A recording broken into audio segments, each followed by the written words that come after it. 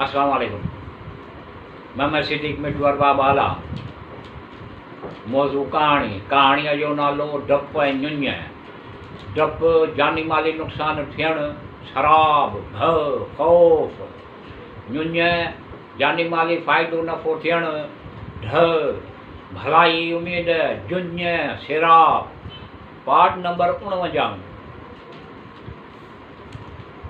ऐं चयो गादे जी परतिश तरक कोन कंदासीं ईअं थियो जेसीं ताईं हज़रत मूसा अचे नथो।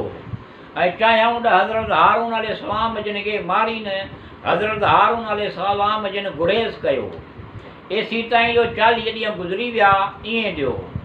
ख़ुदा हज़रत मूसा अलैहिस्सलाम खे तौरेत अता कई ईअं थियो। उन जे तख़्तनि ते नक्श थियलु लिखियलु हुयो। उन में सभु कुझु मिसल अहकाम किसे जंहिंजी उन्हनि माण्हुनि खे ज़रूरत हुई ईअं ॾियो। हज़रत मूसा अलैहिस्सलाम सनद क़ौम वटि आयो त उहे माण्हू उन गादे खे पिया पुॼीनि, परतिश कनि पिया ईअं ॾियो। जॾहिं उन्हनि माण्हुनि जो मुशाहिदो कयो तौरेत जे तख़्तनि खे उछले छॾियो त तौरेत जे तख़्तनि खे उछले छॾियो ऐं हज़रत हारून अलैहिस्सलाम जे सिर मथे ऐं दाढ़ीअ खे पकड़ियो ऐं पंहिंजे तरफ़ घिहलियो ऐं चयो, जॾहिं तो ॾिठो हीअ माण्हू गुमराह पिया थियनि ईअं चयो त तूं मूं वटि अची आ। मूं वटि अचण में तोखे कहिड़े अमर मान्य कयो? हज़रत हारून अलैहिस्सलाम चयो, मुंहिंजा भाउ मूंखे छिक त न ईअं चयो।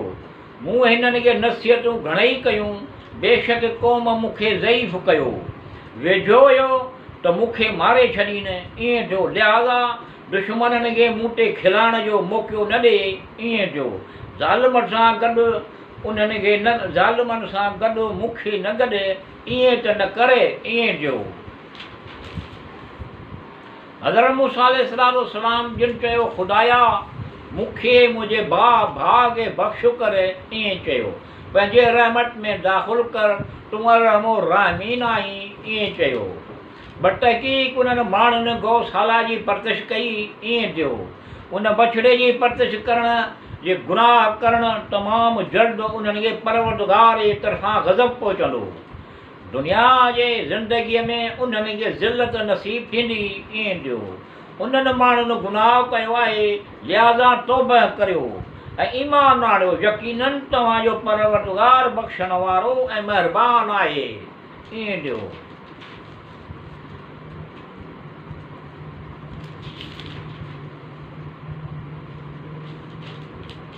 हज़रत मूसा अलैहिस्सलाम जिन जो गुस्सो घटि थियो, उन तौरेत जूं पटियूं कयूं।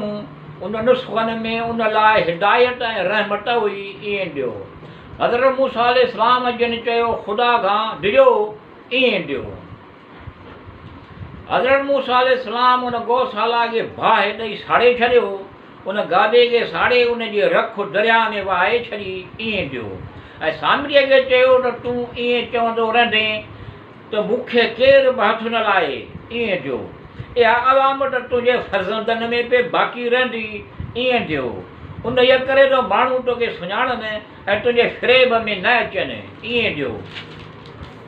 अॼु ताईं औलाद सामरी मिस्र ऐं शाम में मशहूरु आहे ईअं थियो।